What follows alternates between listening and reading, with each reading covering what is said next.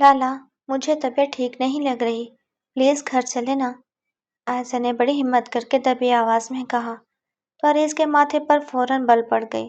شادی کے بعد ان کی یہ پہلی بڑی دعوت تھی اور سب کی نظریں اسی نئی جوڑی پر جمی تھیں۔ عریض نے قدرے حیرت اور تھوڑی سی فکرمندی سے اس کی جانب دیکھا۔ دیکھو عائشہ، میں تمہارا شوہر ہوں اور مجھے لگتا ہے کہ تم بلا وجہ گھبرا رہی ہو۔ تم اس وقت بالکل ٹھیک لگ رہی ہو، شاید یہ صرف تمہارا وہم ہے۔ عریض کا لہجہ نرم تھا لیکن اس میں ایک مردانہ رعب بھی شامل تھا۔ عائشہ کی آنکھیں نم ہونے لگیں تو عریض واقعی پریشان ہو گیا۔ اس نے فوراً مڑ کر اپنے ماموں سے معذرت کی۔ ماموں جان، ہم بس 2 منٹ میں واپس آتے ہیں۔ وہ عائشہ کا ہاتھ تھام کر اسے گاڑی میں لے آیا تاکہ تسلی کر سکے کہ وہ واقعی میں ٹھیک ہے یا نہیں۔ اسے دیکھ کر اندازہ ہو رہا تھا کہ شاید اسے کوئی ایسا مسئلہ ہے جس کی وجہ سے وہ بہت زیادہ شرمندہ ہو کر گھبرائی ہوئی ہے۔ عریض نے اس کے کپکپاتے ہاتھوں کو دیکھ کر نرمی سے کہا، ٹھیک ہے، تم اتنا مت گھبراؤ، ابھی گھر چلتے ہیں اور رات کو میں خود دیکھ لوں گا کہ تمہاری طبیعت کیسے بہتر ہو سکتی ہے۔ عائشہ نے خاموشی سے سر جھکا لیا اور عریض گاڑی آگے بڑھا گیا۔ گھر پہنچ کر کمرے میں عائشہ ایک مصنوعی سی مسکراہٹ چہرے پر سجائے بیڈ پر بیٹھ گئی۔ وہ تھکی تھکی نظروں سے اپنے گرد پھیلی ان لڑکیوں کو دیکھ رہی تھی جو کافی دیر سے اس کے بیڈ پر پھیلی بیٹھ گئی ہوئی تھی۔ اسے اب اکتاہٹ محسوس ہو رہی تھی۔ اسے بار بار خیال آ رہا تھا کہ جانے عریض کب آئے گا، لیکن اس کا انتظار کرتے کرتے اس کی کمر ٹخنے کی طرح اکڑ چکی تھی۔ اسے اب اس بھاری لہنگے اور وزنی جوڑے سے جلد از جلد آزادی چاہیے تھی۔ اس نے بے تاب ہو کر ادھر ادھر دیکھا تو سامنے بیٹھی لڑکیوں میں سے ایک لڑکی کی بے چینی بھانپ گئی اور مسکرا کر کہنے لگی، لگتا ہے بھابھی کچھ زیادہ ہی بے چین ہو رہی ہے۔ عریض بھائی کا انتظار اتنی بے تابی سے ہو رہا ہے تو نہ جانے آج کی رات کیسے گزرے گی۔ یہ سنتے ہی عائشہ کا دل زور سے دھڑکنے لگا۔ ابھی تک تو اس نے عریض سے ڈھنگ سے بات تک نہیں کی تھی اور نہ ہی اس کے بارے میں کچھ جانتی تھی۔ اس کے چہرے پر پھیلی زردی دیکھ کر قریب بیٹھی اظہارا نے نرمی سے اس کا ہاتھ دبایا۔ ان کی باتوں کو دل پر مت لیں بھابھی، عریض بھائی اتنے بھی ظالم نہیں ہیں کہ آپ ان سے اتنا خوف زدہ ہو جائیں۔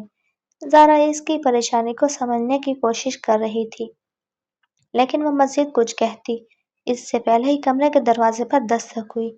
عریض اندر داخل ہوا تو اس کی چاروں کزنز نے اسے گھیر لیا اور نیک کا مطالبہ کرنے لگی، کب سے آپ کا انتظار ہو رہا ہے، نیک کے لیے بغیر تو ہم آپ کو ہرگز یہاں بیٹھنے نہیں دیں گے۔ عریض نے مسکراتے ہوئے 2,000 روپے ان سب کی ہتھیلیوں پر رکھے، بس اب اس سے زیادہ نہیں ورنہ میری دلہن تم لوگوں کے بارے میں کیا سوچے گی۔ وہ بے حد دلکشی سے مسکرایا تھا اور عائشہ اس کی شخصیت کا سحر دیکھ کر نظریں جھکا گئی۔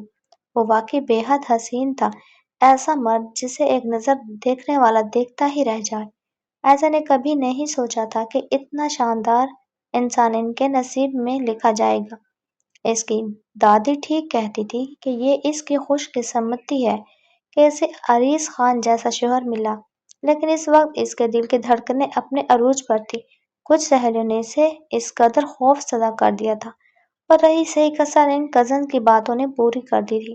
ان سب کے جانے کے بعد عریض نے کمرے کا دروازہ لاک کیا اور آہستہ آہستہ قدم اٹھایا اس کے قریب آ کر بیٹھ گیا۔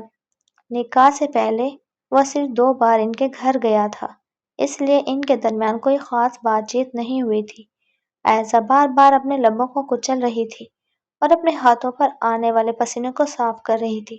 اس کا یہ نروس ہونا عریض کی آنکھوں سے چھپا ہوا نہیں تھا۔ وہ اس کے اتنا قریب بیٹھ گیا کہ بآسانی اس کے چہرے کے نقوش کا جائزہ لیا جا سکتا تھا۔ عریض ایک بھرپور جوان مرد تھا اور جوانی کے تقاضے تھے کہ وہ اس وقت اس نازک کلی کو اپنی خوشبو میں سمو لیتا، لیکن عائشہ تو جیسے کسی اور ہی دنیا میں تھی۔ عریض نے ہاتھ بڑھا کر نرمی سے اس کے ٹھنڈے ٹھار ہاتھوں کو تھمایا۔ وہ بدکتے ہوئے اس سے تھوڑا دور ہو گئی۔ عریض کو اس کے اس قدر ڈر جانے پر حیرت ہوئی، لیکن پھر بھی وہ خود پر قابو پا کر مسکرایا، مجھے اندازہ نہیں تھا کہ مما کی پسند اتنی خوبصورت ہوگی، ورنہ میں کب کی اپنی ساری خواہشیں تمہارے نام کر دیتا۔ وہ اس کی تعریف کر رہا تھا لیکن عائزہ کا دماغ کہیں اور ہی اٹکا ہوا تھا۔ وہ بس کھوئی ہوئی آنکھوں سے عریض کو دیکھ رہی تھی جس کی آنکھوں میں اب دھیرے دھیرے خماری اتر رہی تھی۔ آج رات ہمارے رشتے کی ایک حسین شروعات ہوگی اور میں آنے والی ہر رات کو تمہارے لیے اتنا خوبصورت بنا دوں گا کہ تم خود کو دنیا کی خوش نصیب ترین عورتوں کا تصور کرو گی۔ وہ ہلکا سا اس کی جانب جھکا تو عائزہ کا دل اچھل کر حلق میں آ گیا۔ عریض اسے نرمی سے اپنے وجود میں ڈھالنے کی کوشش کر رہا تھا لیکن عائزہ کا حال برا تھا، کمر کا درد، مرجھائی ہوئی رنگت اور کپ کپاتا ہوا وجود۔ وہ پہلی رات کی دلہن ہونے کے باوجود کسی سزائے موت کے منظر سے قیدی کی طرح لگ رہی تھی۔ اسے لگ رہا تھا کہ شاید عریض اس کے ساتھ کوئی ایسا رویہ اپنائے گا جو اسے تسلیم ہو جائے گا، جبکہ عریض تو اب اسے نہایت محبت سے سمیٹ رہا تھا۔ جیسے جیسے اس کی جسارتیں بڑھ رہی تھیں، عائزہ کے ذہن میں سہیلیوں کی سرگوشیاں گونجنے لگیں۔ خبردار، خود سے دولہے کے قریب مت جانا ورنہ لوگ کیا سوچے گا۔ آج رات عریض کے ظلم سے متعارف ہو کر تم اس کی ستم گری کو خوب انجوائے کرو گی۔ ان بے باک باتوں نے اسے مزید خوفزدہ کر دیا تھا۔ عریض کہیں اور کھویا ہوا تھا لیکن عائزہ کے ذہن میں چلتی ہوئی سوچیں اسے اپنی لپیٹ میں لے رہی تھی۔ دیکھو یہ سب تو صدیوں سے چلا آ رہا ہے، کوشش کرنا کہ اپنی تکلیف کو اندر ہی دبائے رکھنا ورنہ لوگ باتیں کریں گے کہ شوہر کے بارے میں کیا سوچتی ہو۔ ان سوچوں کے زیر اثر عائزہ نے اچانک عریض کے سینے پر ہاتھ رکھا اور اسے اپنے کانپتے ہوئے وجود سے دور دھکیل دیا۔ اس کے چہرے کی زردی اور ہونٹوں کی کپکپاہٹ دیکھ کر عریض نے اسے عجیب نظروں سے دیکھا۔ دیکھو عائزہ، کچھ بھی نہیں ہے، بس تمہیں میری محبت میں پگھل جانا ہے، بس کچھ میرے حوالے کر دو۔ وہ اسے اپنی طرف متوجہ کرنے کی کوشش کر رہا تھا لیکن وہ مزید خوفزدہ ہو کر بیڈ سے اتر گئی۔ نہیں نہیں، میں ایسا کچھ نہیں کروں گی۔ وہ مسلسل اپنا سر نفی میں ہلا رہی تھی۔ آپ میرے قریب نہیں آ سکتے، اس نے صاف کہہ دیا تو عریض کو شدید حیرت ہوئی۔ کیا مطلب ہے تمہارا؟ وہ اب بھی نرمی سے اس کی جھجک سمجھنے کی کوشش کر رہا تھا لیکن عائزہ کی سانسیں تیز ہو رہی تھی۔ جب دوبارہ اس کا ہاتھ تو وہ اسے چھوڑتی ہوئی سیدھا چینجنگ روم میں بند ہو گئی اور وہیں فرش پر بیٹھ کر سسک پڑی۔ یا اللہ، اتنی تکلیف اور یہ خوف! وہ رو رہی تھی اور عریض ابھی تک اس کے رونے کی وجہ سمجھنے سے قاصر تھا۔ دروازہ کھولو عائزہ، میری بات سنو، میں تم سے بات کرنا چاہتا ہوں۔ عریض بے تاب تھا لیکن اندر سے آواز آئی، پلیز چلے جائیں یا سو جائیں، میں آپ سے کوئی بات نہیں کرنا چاہتی۔ عریض نے آخری حرف آزمایا، ٹھیک ہے، میں تمہارے قریب نہیں آؤں گا، کچھ نہیں کہوں گا، لیکن باہر تو آ جاؤ۔ مگر وہ باہر نہ آئی۔ عریض کے خوابوں کا محل ایک لمحے میں ٹوٹ گیا تھا۔ وہ چپ چاپ چینج کر کے بالکونی میں چلا گیا جہاں ٹھنڈی ہوا اس کے اندر کی آگ کو ٹھنڈا کرنے کی کوشش کر رہی تھی۔ اسے سمجھ نہیں آ رہا تھا کہ آخر کیا تھا جس نے اسے مجھ سے اتنا دور کر دیا۔ وہ تو اسے محبت دینا چاہتا تھا، کوئی ظلم نہیں کرنا چاہتا تھا۔ کیا اسے کسی نے کچھ نہیں سمجھایا؟ اسے اپنے دوستوں کی باتیں یاد آنے لگی کہ آج کل کی لڑکیاں بہانے بازیاں کرتی ہیں اور شوہروں کے قریب نہیں آنے دیتی۔ اسے بدگمانی نے اسے بے چین کر دیا تھا۔ وہ واپس کمرے میں آیا تو دیکھا کہ عائزہ بیڈ کے ایک طرف کمبل میں پوری چھپ کر لیٹی ہوئی ہے۔ وہ بھی بیڈ کی دوسری جانب لیٹ گیا لیکن اس کی عزت نفس اسے جھنجھوڑ رہی تھی۔ وہ سوچ رہا تھا کہ جو لڑکیاں اس کے لیے مری جا رہی تھیں، ان سب کو چھوڑ کر اس نے اپنی بیوی کو یہ حق دینا چاہا لیکن اس نے اسے دھتکار دیا۔ نیند کی آغوش میں جانے سے پہلے اس کے دل میں ایک گہری لکیر کھنچ چکی تھی۔ صبح جب عریض کی آنکھ کھلی تو کمرے میں عجیب سی ویرانی کا احساس ہوا۔ بیڈ کی دوسری جانب وہ موجود نہیں تھی، یعنی وہ اس کے جاگنے سے پہلے ہی باہر جا چکی تھی۔ عریض نے بیڈ گراؤنڈ سے ٹیک لگائی اور اپنے بالوں میں انگلیاں چلاتے ہوئے گہری سوچ میں ڈوب گیا۔ اس نے کبھی خواب میں بھی نہیں سوچا کہ شادی کی پہلی صبح ایسی ہی ہوگی۔ وہ ایک خود دار اور انا پرست مرد تھا۔ اسے اپنی تسلیل کسی صورت گوارا نہیں تھی، مگر عائزہ نے اسے جس طرح دھتکارا تھا وہ کانٹے کی طرح اس کے دل میں چبھ رہا تھا۔ کچھ دیر حالات اور واقعات پر غور کرنے کے بعد وہ اٹھا اور فریش ہو کر نیچے آ گیا۔ نیچے ٹیبل پر زرنش بیگم، اس کی ماں اور سرمد صاحب اس کے والد ناشتے پر بیٹھے خوش گپوں میں مصروف تھے۔ عائزہ بھی وہیں تھی، جو ہلکی پھلکی بات چیت کرتے ہوئے مسکرانے کی کوشش کر رہی تھی۔ سیڑھیاں اترتے ہوئے عارض نے ایک نظر اس کے چہرے پر ڈالی اور فوراً رخ موڑ لیا۔ وہ اب اس پر زیادہ توجہ نہ دینا چاہتا تھا۔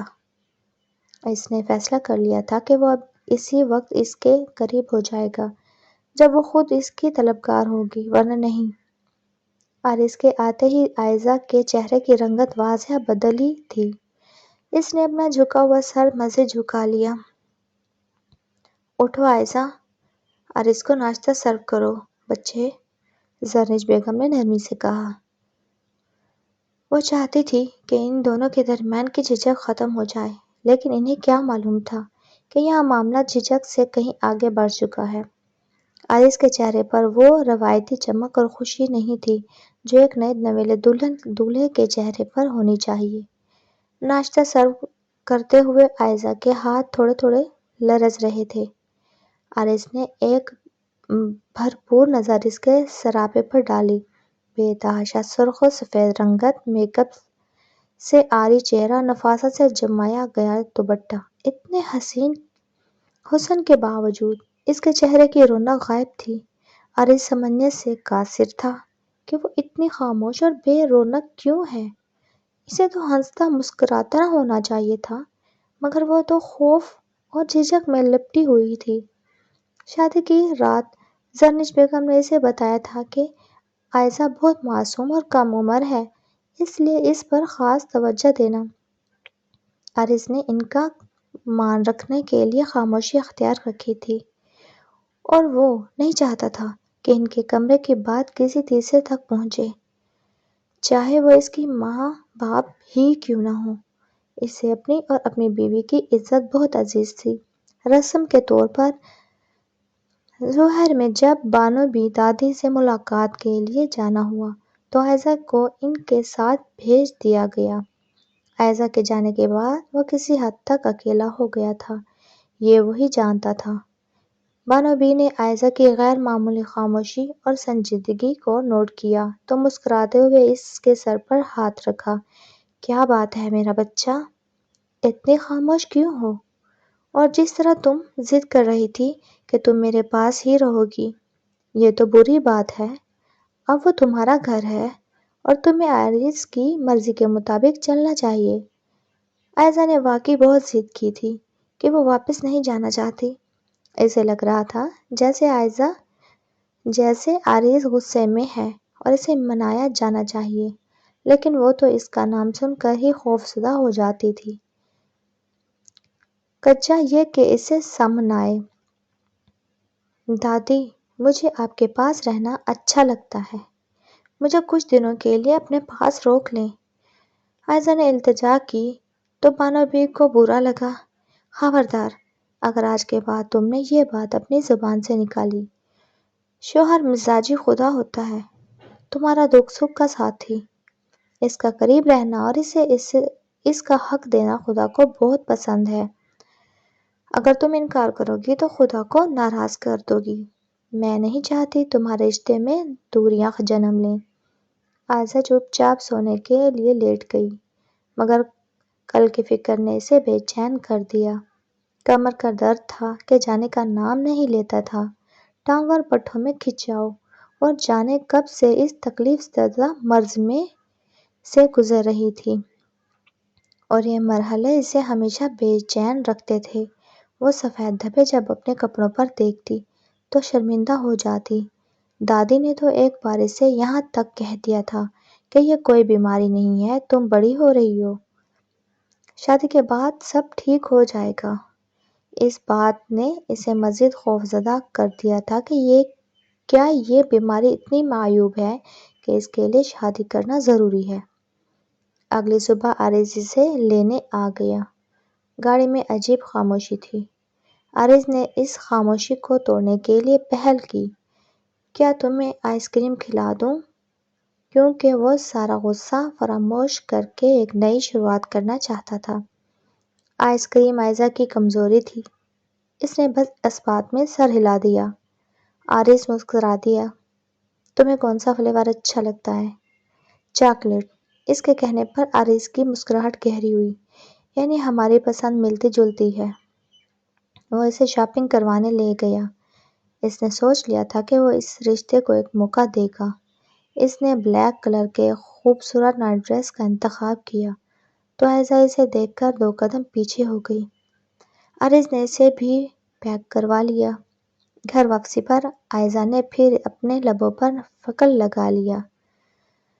عارض حیرت سے نوٹ کر رہا تھا کہ اس کی نزدیکیاں اسے کیوں خوفزدہ کر رہی ہیں۔ گھر پہنچ کر بھی وہ عارض سے دور رہی۔ زرنج بیگم نے اسے سمجھایا تھا کہ وہ اپنے شوہر پر توجہ دے، اس کے کمرے میں جائے، لیکن وہ کچن میں ہی ان کے ساتھ الجھی رہی۔ اسے لگ رہا تھا کہ عارض کے ارادے آج پھر ٹھیک نہیں ہیں اور وہ خود کو اس قابل نہیں سمجھتی تھی کہ عارض کو وہ سکون دے پائے جس کا وہ طلبگار تھا۔ یہ احساس اسے اندر ہی اندر کھائے جا رہا تھا۔ ضمیر پر بوجھ لگ رہا تھا۔ زرنج بیگم نے اسے بتایا کہ وہ عارض سے اپنی انڈرسٹینڈنگ بڑھانے اور فیملی کا سوچے۔ میرا دل چاہتا ہے کہ تم مجھے جلد خوشخبری سنا دو۔ عائزہ بس انہیں دیکھتی رہ گئی۔ اب انہیں کیا بتاتی کہ اسے تو ان سب باتوں سے گھبراہٹ ہوتی ہے۔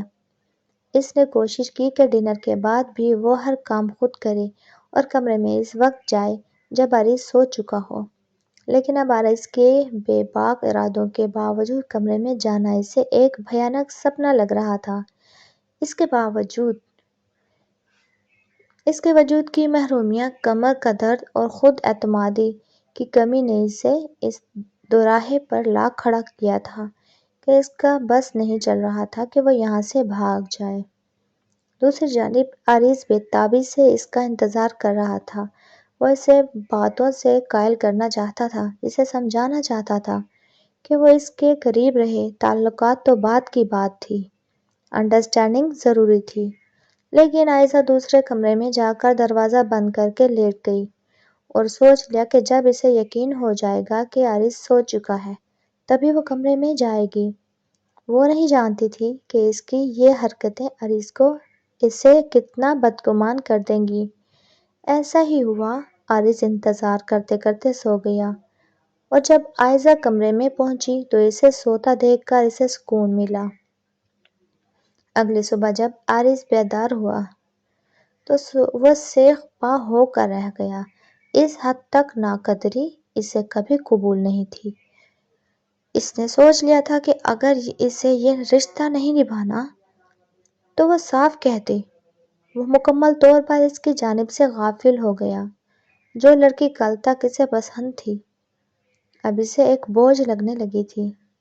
اسے اپنے دوستوں کی باتیں یاد آنے لگیں کہ آج کل کی ماڈرن لڑکیاں شوہروں کو قریب نہیں آنے دیتی، ان کے باہر غیر لڑکوں کے ساتھ تعلقات ہوتے ہیں۔ یہ بدگمانی سے شامر کی کہانی کی یاد دلانے لگی جس نے اپنی بیوی کو اسی لیے طلاق دی تھی کہ وہ اسے قریب نہیں آنے دیتی تھی۔ کیا عائزہ بھی ایسی ہی تھی؟ عارض کا دل اس نفرت اور شک سے بھرنے لگا تھا۔ عارض کا موڈ دن بدن بگڑتا جا رہا تھا اور اس کی وجہ عائزہ کا وہ رویہ تھا جس نے اسے اپنے ہی گھر میں ایک اجنبی بنا دیا تھا۔ وہ اسے دیکھنا تو دور، اس کے قریب سے گزرنے سے بھی کترانے لگا تھا۔ اسے رہ رہ کر اپنے دوستوں کی وہ باتیں یاد آتی تھیں کہ شوہر کا حق تو اس کا پہلا حق ہے، اگر عورت اسے دور رکھے تو سمجھو دال میں کچھ کالا ہے۔ ان بدگمانیوں نے عارض کے لہجے میں وہ زہر گھول دیا تھا جو اب عائزہ کے لیے سہنا مشکل ہوتا جا رہا تھا۔ اس روز لنچ کے لیے عریض کی پھپھو کے گھر جانا تھا۔ عائزہ نے خوبصورت مخملی لباس زیب تن کیا، سر پر سرخ شال اوڑھ کر رکھی تھی جو اس کی رنگت کو مزید نکھار رہی تھی، لیکن اس کے چہرے پر پھیلی زردی اور آنکھوں کے گرد بڑے حلقے اس کی اندرونی جنگ کی چغلی کھا رہے تھے۔ وہ آئینے کے سامنے کھڑی خود کو دیکھ رہی تھی، لیکن اسے اپنی ہی صورت سے ڈر لگ رہا تھا۔ اسے لگ رہا تھا اس کا وجود کسی دیوار کی طرح گرنے والا ہے۔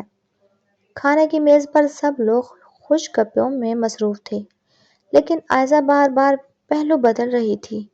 اسے اپنی کمر میں اٹھتا ہوا وہ شدید درد محسوس ہو رہا تھا جو اب اس کے بس سے باہر تھا، اور اس نے محسوس کیا کہ وہ بار بار اپنے پیٹ پر ہاتھ رکھتی ہے اور کبھی ٹیک لگا کر بیٹھ جاتی ہے۔ سب لوگ اسے دیکھ رہے تھے اور عریض کو اس کی ان عجیب و غریب حرکات پر شدید شرمندگی محسوس ہو رہی تھی۔ اسے لگا کہ شاید وہ یہاں بھی کوئی تماشا کھڑا کرنے والی ہے۔ کیا ہوا ہے تمہیں؟ تم کمفرٹیبل کیوں نہیں ہو؟ سب کی توجہ تمہاری طرف ہے۔ ٹھیک سے بیٹھ کر کھاؤ، عریض نے اس کی جانب تھوڑا سا جھک کر دبی آواز میں لیکن سختی سے کہا۔ عائزہ نے ایک نظر اسے دیکھا۔ اس کی آنکھوں میں التجا تھی، درد تھا اور شاید وہ کہنا چاہتی تھی کہ مجھے یہاں سے لے جائیں۔ اچانک عائزہ کھڑی ہو گئی۔ سب کی نظریں اس پر جم گئیں۔ کھانا کھاتے ہوئے یوں درمیان میں اٹھنا سب کو ناگوار گزرا تھا۔ زرنج بیگم نے بھی حیرت سے اسے دیکھا۔ عائزہ نے عریض کی جانب جھک کر کانپتے ہوئے لہجے میں کہا، میری طبیعت بہت خراب ہو رہی ہے، پلیز گھر چلیں ورنہ میرے کپڑے خراب ہو جائیں گے۔ اس کے ہاتھ واضح طور پر کانپ رہے تھے اور وہ اپنی قمیض کو بار بار درست کر رہی تھی۔ عریض نے بات سنبھالنے کے لیے اس کا ہاتھ تھاما۔ کیا ہوا ہے تمہیں؟ پھر سے بخار ہو رہا ہے؟ اس نے سب کے سامنے اسے بخار کا بہانہ بنایا تاکہ شرمندگی سے بچ سکے۔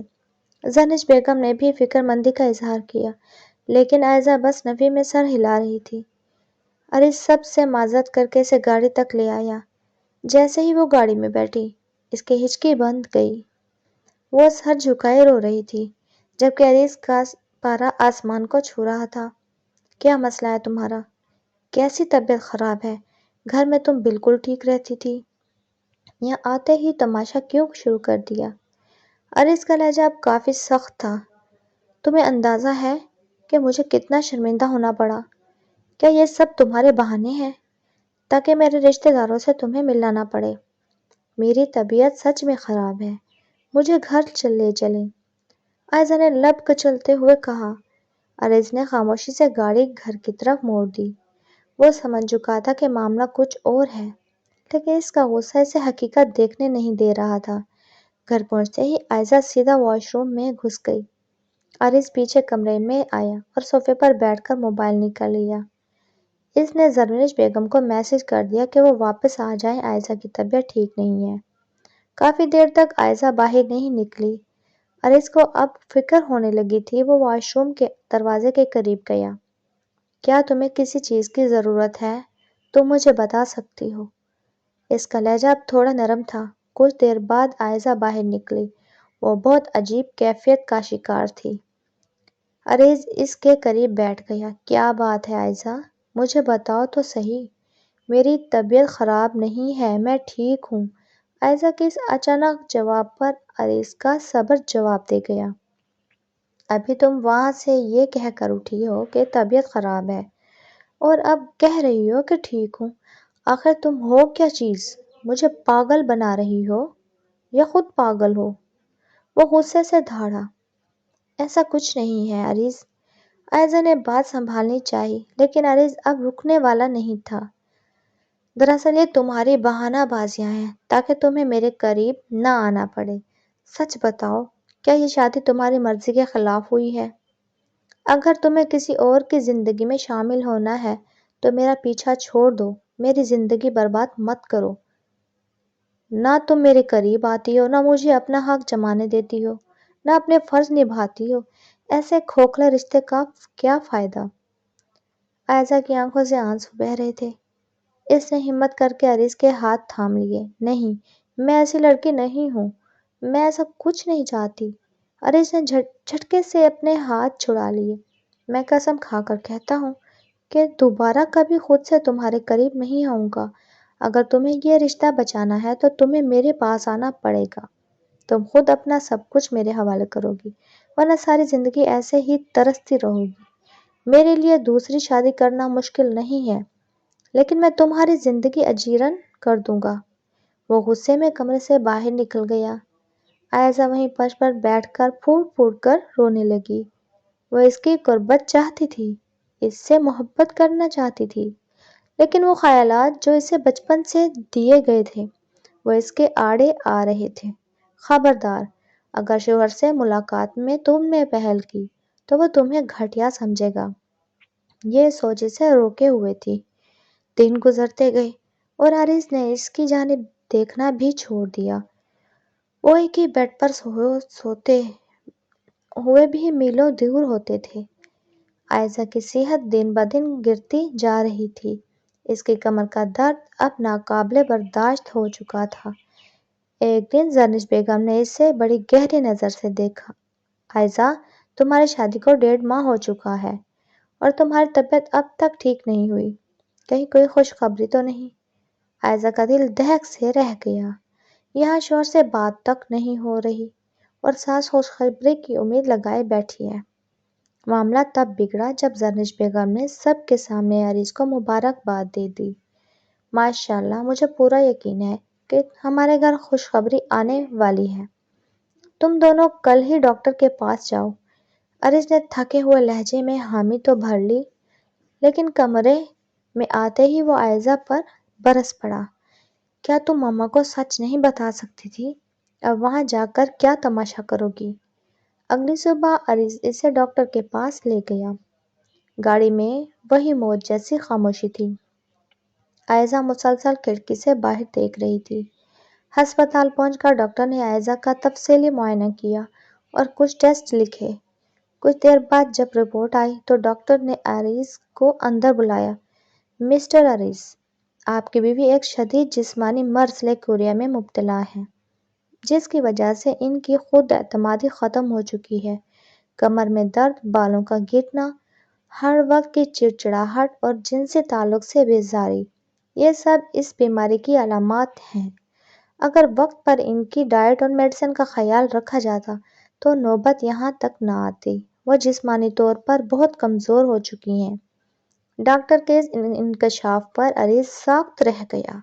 اسے لگا جیسے کسی نے اسے زوردار تھپڑ مارا ہو۔ وہ جیسے بہانہ بازی سمجھ رہا تھا، وہ تو ایک اذیت ناک بیماری تھی۔ وہ جیسے اپنی توہین سمجھ رہا تھا، وہ تو عائزہ کی بے بسی تھی۔ اسے اپنی کہی ہوئی ہر بات یاد آنے لگی۔ وہ کتنی اذیت میں ہوگی جب اس نے اسے دوسری شادی کی دھمکی دی ہوگی۔ ڈاکٹر کے چیمبر میں چھائی خاموشی عریض کے کانوں میں ہتھوڑوں کی طرح بج رہی تھی۔ ڈاکٹر کے الفاظ، وہ بیمار ہے، گناہ گار نہیں، اس کے دل پر تیر کی طرح لگے۔ اسے اپنی ہر وہ تلخ بات یاد آ رہی تھی جو اس نے پچھلے 1.5 ماہ میں عائزہ سے کی تھی۔ اسے وہ وقت یاد آیا جب اس نے اسے دوسری شادی کی دھمکی دی، جب اس نے اسے تماشائی کہا تھا اور جب اسے اپنی انا کی خاطر دھتکار دیا تھا۔ عریض نے ایک نظر باہر ویٹنگ ایریا میں بیٹھی عائزہ پر ڈالی، جو سر جھکائے اپنے ہاتھوں کی لرزش کو چھپانے کی کوشش کر رہی تھی۔ وہ کتنی معصوم اور بے بس لگ رہی تھی۔ ڈاکٹر، کیا یہ سب ٹھیک ہو جائے گا؟ میرا مطلب ہے، کیا وہ دوبارہ پہلے جیسی ہنستی مسکراتی لڑکی بن سکے گی؟ عریض نے دبی آواز میں پوچھا۔ اس کے لہجے میں اب پچھتاوے کی نمی تھی۔ ڈاکٹر نے اینک درست کرتے ہوئے نرمی سے کہا، مسٹر عریض، دوائیں تو اپنا کام کریں گی، لیکن اسے اس وقت سب سے زیادہ آپ کی توجہ، محبت اور دوستی کی ضرورت ہے۔ اسے یہ احساس دلائیں کہ وہ ادھوری نہیں ہے۔ اسے ڈائٹ کا خاص خیال رکھنا ہوگا اور ذہنی تناؤ سے دور رہنا ہوگا۔ اگر آپ اس کا ساتھ دیں گے تو وہ بہت جلد اس اندھیرے سے باہر نکل آئیں گی۔ عریض ڈاکٹر کا شکریہ ادا کر کے باہر نکلا۔ عائزہ نے ڈرتے ڈرتے اس کی جانب دیکھا۔ اسے لگا شاید اب عریض سب کے سامنے اسے جھاڑ پلائے گا یا ہسپتال لانے پر غصہ کرے گا، لیکن عریض نے کچھ نہیں کہا، بس خاموشی سے اس کا ہاتھ تھاما۔ عائزہ کا وجود اس لمس سے کانپ رہا اٹھا، مگر عریض نے اس کی گرفت مضبوط کر لی۔ یہ گرفت غصے کی نہیں بلکہ ایک سہارے کی تھی۔ گاڑی میں بیٹھتے ہی عائزہ نے پھر سے کھڑکی کی طرف رخ کر لیا۔ وہ اپنے آنسو چھپانا چاہتی تھی۔ عریض نے گاڑی اسٹارٹ نہیں کی بلکہ خاموشی سے اس کی طرف مڑا۔ عائزہ، اس کی پکار میں اتنی مٹھاس اور درد تھا کہ عائزہ تڑپ کر اس کی طرف دیکھنے پر مجبور ہو گئی۔ مجھے معاف کر دو، میں ایک جاہل مرد کی طرح صرف اپنی انا کو دیکھتا رہا، تمہاری تکلیف کو نہیں سمجھ سکا۔ ڈاکٹر نے مجھے سب بتا دیا ہے، میں کتنا برا شوہر ہوں کہ میں نے تمہیں سمجھنے کے بجائے تم پر شک کیا، تمہیں دھمکیاں دیں۔ عریض کی آواز بھر گئی۔ عائزہ کی ہچکی بند گئی۔ اسے یقین نہیں آ رہا تھا کہ وہ مغرور عریض خان آج اس سے معافی مانگ رہا تھا۔ نہیں عریض، آپ کی کوئی غلطی نہیں ہے۔ میں خود اتنی خوفزدہ تھی کہ میں آپ کو بتا ہی نہیں سکی۔ مجھے لگا شاید آپ مجھے چھوڑ دیں گے اگر آپ کو پتہ چلا کہ میں اندر سے اتنی کمزور اور بیمار ہوں۔ عائزہ نے روتے ہوئے اپنے دل کا بوجھ ہلکا کیا۔ عریض نے جھک کر اس کی آنکھوں سے آنسو صاف کیے۔ آج سے ہم ایک نئی شروعات کریں گے۔ کوئی ڈر نہیں، کوئی پردہ نہیں۔ میں تمہارا شوہر بعد میں ہوں، تمہارا بہترین دوست پہلے ہوں۔ تم دیکھنا میں تمہیں پھر سے وہی چہکتی ہوئی عائزہ بنا دوں گا جس سے میں نے پہلی نظر میں محبت کی تھی۔ اس نے عائزہ کا ہاتھ اپنے لبوں سے لگا لیا۔ عائزہ کو پہلی بار محسوس ہوا کہ اس کے سر پر ایک مضبوط چھت آ گئی ہے۔ گھر پہنچ کر عریض کا رویہ بالکل بدل چکا تھا۔ اس نے زرنج بیگم کو صاف بتا دیا کہ ابھی کوئی خوشخبری نہیں ہے کیونکہ عائزہ کی طبیعت ٹھیک نہیں ہے اور وہ اس کا علاج کروا رہا ہے۔ زرنج بیگم کو تھوڑی مایوسی تو ہوئی، لیکن بیٹے کا بدلا ہوا اور ذمہ دارانہ رویہ دیکھ کر وہ خاموش ہو گئی۔ عریض نے اب خود عائزہ کی ہر چیز کا چارج سنبھال لیا تھا۔ وہ صبح سویرے اسے میوے اور دودھ خود اپنے ہاتھوں سے دیتا۔ اس کی دوائیوں کا وقت اس نے اپنے موبائل میں ریمائنڈر کی صورت میں سیٹ کر لیا تھا۔ جب عائزہ کچن میں کام کرنے لگتی تو عریض اسے روک دیتا۔ ابھی تمہیں آرام کی ضرورت ہے، یہ سب مما کر لیں گی یا ملازمہ، تم بس اپنی صحت پر توجہ دو۔ ایک شام عریض کا کام سے جلدی گھر آ گیا۔ وہ اپنے ساتھ پھولوں کا ایک بڑا گلدستہ اور کچھ نئی کتابیں لایا تھا۔ عائزہ کمرے میں بیڈ پر نیم دراز تھی۔ اسے اب کمر کے درد میں تھوڑا سکون محسوس ہونے لگا۔ عریض اس کے پاس آ کر بیٹھا۔ کیسا محسوس کر رہی ہو؟ بہت بہتر، آپ کی وجہ سے، عائزہ نے شرماتے ہوئے کہا۔ عریض نے مسکرا کر اسے کتابیں دیں۔ تم کہتی تھی نا کہ تمہیں پڑھنے کا شوق ہے، اب فارغ وقت میں یہ پڑھا کرو، تمہارا ذہن بڑھ جائے گا۔ عائزہ نے وہ کتابیں سینے سے لگا لیں۔ اسے لگ رہا تھا کہ اس کی زندگی میں بہار آ رہی ہے۔ رات کو جب وہ سونے کے لیے لیٹے تو عریض نے اسے اپنے بازو کا تکیہ دیا اور اسے قریب کر لیا۔ عائزہ کا وہ پرانا خوف اب ختم ہو رہا تھا۔ عریض نے اس کے بالوں میں انگلیاں چلاتے ہوئے اسے پرانی باتیں بھولنے کو کہا۔ تمہیں یاد ہے وہ کزنز کی باتیں؟ وہ سب فضول تھیں۔ شادی کوئی قید یا ظلم نہیں ہے، یہ تو سکون ہے، ایک دوسرے کا لباس بننا ہے۔ عریض کی باتوں نے عائزہ کے ذہن پر جمے ہوئے میل کو دھو دیا اور وہ اس کے سینے پر سر رکھ کر پہلی بار پرسکون نیند سوئی۔ اگلے چند ہفتوں میں عائزہ کی رنگت نکھرنے لگی۔ اس کی آنکھوں کے نیچے سے سیاہ حلقے ختم ہو گئے اور وہ اب واقعی ایک حسین دلہن لگنے لگی۔ عریض کا پیار اور توجہ اس کے لیے کسی معجزے سے کم نہیں تھے۔ وہ اب خود عریض کے آنے کا انتظار کرتی، اس کے کپڑے نکالتی، اس کے پسند کا کھانا بناتی۔ ان کے درمیان اب وہ خاموشی کی دیوار نہیں تھی بلکہ کہکوں اور باتوں کا ایک نہ ختم ہونے والا سلسلہ تھا۔ عریض نے ایک دن نوٹ کیا کہ عائزہ اب پہلے کی طرح ڈرتی نہیں ہے۔ وہ اس کے قریب آتی ہے، اس سے مذاق کرتی ہے اور اپنی ہر چھوٹی بڑی بات اس سے شیئر کرتی ہے۔ عریض کو اپنی جیت کا احساس ہوا۔ اس نے ثابت کر دیا تھا کہ محبت بڑے سے بڑے مرض اور خوف کو شکست دے سکتی ہے۔ ایک دوپہر عریض نے اسے کال کی، تیار رہنا، آج شام ہم کہیں باہر چلیں گے۔ میں نے تمہارے لیے کچھ اسپیشل سرپرائز رکھا ہے۔ عائزہ کا دل دھڑکنے لگا، وہ سوچنے لگی کہ اب کیا سرپرائز ہو سکتا ہے۔ اس نے الماری کھولی تو اسے وہی بلیک ڈریس نظر آیا جو عریض نے شادی کے فوراً بعد خریدا تھا اور جسے دیکھ کر وہ ڈر گئی تھی۔ اس نے مسکرا کر وہ لباس نکالا اور سوچا کہ آج وہ عریض کو دکھائے گی کہ وہ اب کتنی بدل چکی ہے۔ عائزہ آئینے کے سامنے کھڑی خود کو دیکھ رہی تھی۔ آج اس کے چہرے پر وہ زردی نہیں تھی جو شادی کے پہلے مہینے میں اس کا پیچھا نہیں چھوڑ رہی تھی۔ عریض کی محبت، اس کی دی گئی خوراک اور وقت پر لی گئی دواؤں نے معجزہ کر دکھایا تھا۔ اس کی آنکھوں میں اب ایک چمک تھی، ایک ایسا سکون جو صرف تب ملتا ہے جب آپ کو یقین ہو کہ آپ کا جیون ساتھی آپ کا محافظ ہے۔ اس نے الماری سے وہی بلیک ڈریس نکالا جسے دیکھ کر کبھی وہ خوف زدہ ہو گئی تھی اور کمرے سے باہر بھاگ گئی تھی۔ آج اسے وہ سب باتیں ایک خواب لگ رہی تھی۔ اس نے سیاہ مخملی لباس زیب تن کیا جس پر سنہری کڑھائی کا کام نہایت نفاست سے کیا گیا تھا۔ بالوں کو کھلا چھوڑ دیا اور ہلکی سی لپسٹک لگا کر جب اس نے خود کو دیکھا تو اسے یقین نہیں آیا کہ یہ وہی مرجھائی ہوئی عائزہ ہے۔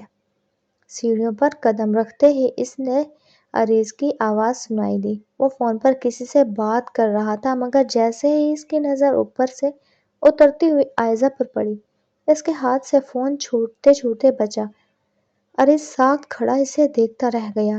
سیاہ لباس میں وہ کسی اپسرا سے کم نہیں لگ رہی تھی۔ اس کا نکھرا ہوا رنگ اور خود اعتمادی سے بھری چال عریض کے دل کی دھڑکنیں تیز کر رہی تھیں۔ ماشاء اللہ عائزہ، تم تو بالکل پری لگ رہی ہو، عریض نے اس کے قریب آ کر دبی آواز میں کہا۔ اس کی آنکھوں میں ستائش اور والہانہ پن تھا۔ عائزہ نے شرما کر نظریں جھکا لیں۔ یہ سب آپ کی بدولت ہے عریض، اگر آپ میرا ساتھ نہ دیتے تو شاید میں آج بھی کسی اندھیرے کمرے میں رو رہی ہوتی، عائزہ نے صدقے دل سے کہا۔ عریض نے اس کا ہاتھ تھاما اور اسے گاڑی تک لے آیا۔ وہ اسے شہر کے اس پرسکون اور مہنگے ریسٹورنٹ میں لے گیا۔ وہاں کی ہلکی روشنی اور مدھم موسیقی نے ماحول کو مزید رومانوی بنا دیا تھا۔ کھانے کے دوران عریض مسلسل اس کی باتیں سن رہا تھا۔ وہ اسے بتا رہی تھی کہ کیسے اسے بچپن میں سہیلیوں نے غلط باتیں سمجھائی تھیں اور کیسے وہ اپنی بیماری کو اپنی بدقسمتی سمجھ بیٹھی تھی۔ تمہیں پتہ ہے عائزہ، ایک مرد کو عورت کے جسم سے زیادہ اس کی روح کی ضرورت ہوتی ہے۔ مجھے دکھ اس بات کا نہیں تھا کہ تم بیمار ہو، دکھ اس بات کا تھا کہ تم نے مجھے اپنا دوست نہیں سمجھا، لیکن اب مجھے خوشی ہے کہ تمہارا وہ ڈر ختم ہو گیا ہے۔ عریض نے اس کی ہتھیلی پر اپنا ہاتھ رکھا۔ کھانے کے بعد عریض اسے ایک لمبی ڈرائیو پر لے گیا۔ ٹھنڈی ہوا چل رہی تھی اور عائزہ نے پہلی بار عریض کے کندھے پر سر رکھا۔ اسے اب اس غربت سے ڈر نہیں لگ رہا تھا بلکہ ایک عجیب سا تحفظ محسوس ہو رہا تھا۔ عریض نے گاڑی ایک ایسی جگہ روکی جہاں سے شہر کی روشنیاں ستاروں کی طرح چمک رہی تھیں۔ عائزہ، میں نے تمہارے لیے ایک وعدہ کیا تھا خود سے، عریض نے اسے اپنی طرف متوجہ کیا۔ میں چاہتا ہوں کہ ہم دوبارہ سے اپنی زندگی کو ایک نئی کتاب لکھیں۔ پچھلے 2 ماہ کو ہم ایک سبق سمجھ کر بھول جائیں۔ کیا تم میرا ساتھ دو گی؟ عائزہ کی آنکھوں میں آنسو آ گئے مگر یہ آنسو خوشی کے تھے۔ اس نے عریض کا ہاتھ سختی سے تھام لیا۔ میں آپ کے ساتھ ہر قدم پر چلوں گی عریض، آپ مجھے ایک نئی زندگی دی ہے، اب یہ زندگی آپ کی امانت ہے۔ گھر واپسی پر ماحول بالکل بدل چکا تھا۔ جب وہ کمرے میں داخل ہوئے تو عریض نے دروازہ لاک کیا۔ اس بار عائزہ کے دل کی دھڑکنیں نہیں اچھلیں بلکہ اسے ایک میٹھی سی بے چینی محسوس ہوئی۔ عریض اس کے قریب آیا اور اس کے ماتھے پر بوسہ دیا۔ آج تم نے میرا دیا ہوا لباس پہنا ہے، اس کا مطلب ہے کہ تم نے مجھے مکمل طور پر قبول کر لیا ہے، عریض نے شرماتے شرارت سے پوچھا۔ عائزہ نے مسکرا کر اس کے سینے پر سر رکھ دیا۔ میں نے تو آپ کو اسی دن قبول کر لیا تھا جب آپ مجھے ڈاکٹر کے پاس لے گئے تھے اور وہاں میری ڈھال بن کر کھڑے ہوئے تھے۔ بس میرا ڈر تھوڑا ضدی تھا جو اب ہار چکا ہے۔ عریض نے اسے اپنی باہوں میں سمیٹ لیا۔ اس رات ان کے درمیان کوئی خاموشی نہیں تھی، کوئی بدگمانی نہیں تھی، صرف دو دلوں کی دھڑکنیں تھیں جو ایک دوسرے کے لیے دھڑک رہی تھیں۔ عریض نے اسے احساس دلایا کہ وہ اس کے لیے کتنی خاص ہے۔ عائزہ کو پہلی بار محسوس ہوا کہ عورت ہونا کتنا خوبصورت احساس ہے جب اسے ایک صحیح مرد کی رفاقت مل جائے۔ اگلی صبح جب عائزہ بیدار ہوئی تو عریض اسے بڑے پیار سے دیکھ رہا تھا۔ صبح بخیر میری ملکہ، عریض نے مسکرا کر کہا۔ عائزہ نے مکمل میں اپنا چہرہ چھپا لیا، اسے اپنی خوش قسمتی پر ناز ہو رہا تھا۔ ناشتے کی میز پر زرنش بیگم نے بھی عائزہ کے چہرے کی رونق نوٹ کی۔ وہ سمجھ گئی تھی کہ اب ان کے بچوں کے درمیان سب کچھ ٹھیک ہو رہا ہے۔ بانو بی نے بھی فون کر کے عائزہ کی خیریت پوچھی اور اسے ڈھیروں دعائیں دیں۔ عائزہ کو لگ رہا تھا کہ اس کی زندگی کا ہر کانٹا پھول بن چکا ہے، لیکن زندگی اتنی سادہ بھی نہیں ہوتی۔ عائزہ کو ابھی ایک اور امتحان سے گزرنا تھا اور وہ تھا اپنی سہیلیوں اور ان رشتہ داروں کا سامنا کرنا جنہوں نے اس کے ذہن میں زہر بھرا تھا۔ اسے اب انہیں دکھانا تھا کہ ایک سچا شوہر زندگی کو کیسے جنت بنا دیتا ہے۔ عائزہ عریض کی زندگی میں اب وہ سکون آ چکا تھا جس کی تمنا ہر شادی شدہ جوڑے کو ہوتی ہے۔ ایک اتوار کی صبح عائزہ کچن میں عریض کی پسند کا ناشتہ تیار کر رہی تھی کہ اچانک بیل بجی۔ دروازے پر اس کی وہی سہیلیاں کھڑی تھیں جنہوں نے رخصتی کے وقت اسے ڈرا کر اس کی زندگی اجیرن کر دی تھی۔ آج وہ سب عائزہ کی خیر خبر لینے آئی تھیں، یا شاید یہ دیکھنے کہ اس کا ظالم شوہر اس کے ساتھ کیا سلوک کر رہا ہے۔ عائزہ نے انہیں ڈرائنگ روم میں بٹھایا۔ ان سب کی نظریں عائزہ کے چہرے پر جمی تھیں جو گلاب کی طرح دہک رہا تھا۔ سناؤ عائزہ، کیسی گزری ہے؟ عریض بھائی بہت سخت مزاج لگتے ہیں، کہیں تم پر پابندیاں تو نہیں لگا دیں؟ ایک سہیلی نے خریدنے والے انداز میں پوچھا۔ عائزہ کے لبوں پر ایک پراعتماد مسکراہٹ آئی۔ تم سب نے مجھے میاں بیوی کے رشتے کے بارے میں جو کچھ بتایا تھا وہ سراسر غلط تھا۔ ایک مرد تب تک ظلم نہیں کرتا جب تک ایک سے سمجھدار اور محبت کرنے والی بیوی نہ ملے۔ عریض نے مجھے وہ مقام دیا ہے جس کا میں نے خواب میں بھی نہیں سوچا تھا۔ انہوں نے میری بیماری، میرے خوف اور میری خاموشی کو اپنی محبت سے ڈھانپ لیا۔ اسی دوران عریض کمرے میں داخل ہوا۔ اس نے سب کو بڑے اتفاق سے سلام کیا اور عائزہ کے کندھے پر ہاتھ رکھ کر بڑے مان سے کہا، عائزہ اگر تمہاری باتیں ختم ہو گئی ہوں تو کیا میں اپنی چائے کی امید رکھ سکتا ہوں؟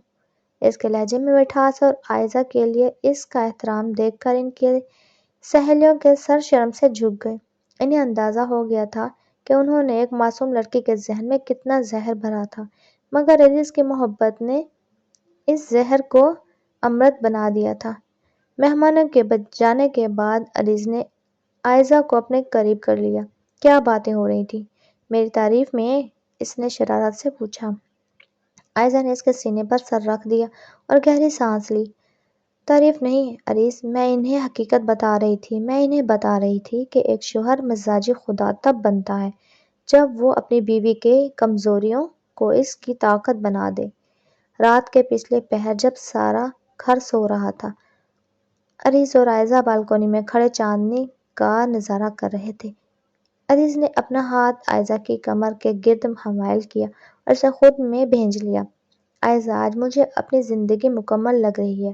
تم جانتی ہو جب تم مجھ سے دور بھاگتی تھی تو میرا دل کتنا دکھتا تھا، مگر اب جب تم میرے پہلو میں ہو تو مجھے لگتا ہے جیسے پوری کائنات میرے قدموں میں ہے۔ عائزہ نے اس کی آنکھوں میں دیکھا جہاں صرف اور صرف اس کے لیے بے پناہ محبت اور ستائش تھی۔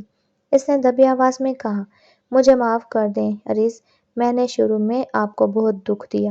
مجھے لگتا تھا کہ شاید مرد صرف اپنی انا کی تسکین چاہتے ہیں، مگر آپ نے ثابت کر دیا کہ مرد تو عورت کا محافظ ہوتا ہے، اس کا سائبان ہوتا ہے۔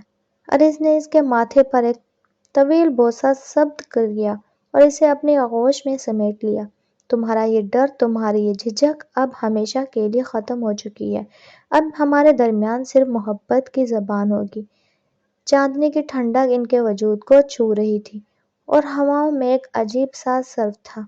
आयजा को महसूस हुआ इसके जिस्म की वो पुरानी तकलीफ, वो कमर का दर्द और वो जन्याती कमजोरी अब किस्सा पारीना बन चुकी है।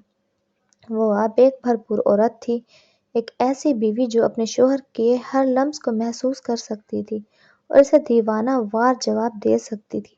इस रात उन्होंने एक दूसरे से भरपूर अहद किया कि चाहे जिंदगी में कितने ही तूफान क्यों ना आए, वो एक दूसरे का हाथ कभी नहीं छोड़ेंगे। कहानी का अख्ताम एक खूबसूरत मंजर पर होता है, जहाँ आयजा अरीस की बाहों में सुकून की नींद सो रही है और अरीस इसे बड़ी मोहब्बत से तक रहा है। ये दास्तान थी इन दो दिलों की, जो पहले खौफ और बीमारी की वजह से दूर हुए, मगर फिर सब्र, इलाज और सच्ची मोहब्बत ने इन्हें एक कर दिया। प्यारे नाजरीन, मियाँ बीवी का रिश्ता एतबार और दोस्ती पर कायम होता है। अगर आपकी शरीक हयात किसी खौफ या जिस्मानी बीमारी का शिकार है, तो इसे धुतकारने के बजाय इसका सहारा बने। मोहब्बत वो ताकत है जो नामुमकिन को मुमकिन बना देती है। उम्मीद है आपको अरीज और आयजा की ये दास्तान पसंद आई होगी।